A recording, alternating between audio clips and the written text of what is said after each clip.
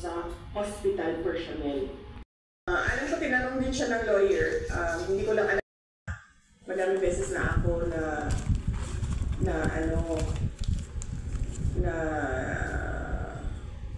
check Duterte sa parang profesional at marespeto. Tumanggi na magbigay ng well-being ng lahat ng detainees. Sa inilabas na ng dokumento ng ICC sa website nito, nag-release sa dating Pangulo. Pero ayaw na munang sabihin ng bise kung ano ba.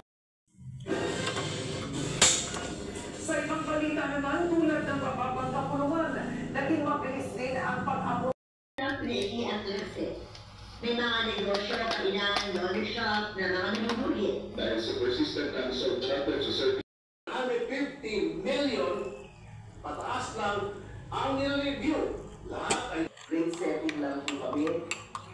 Nagtataka rin si Tulfo kung bakit sumama pa sa GBA ng 5 pesos ang capex para sa unang 5 taon. Pero 62 million pesos lang umano ang inilagay, bagay na hindi nasagot.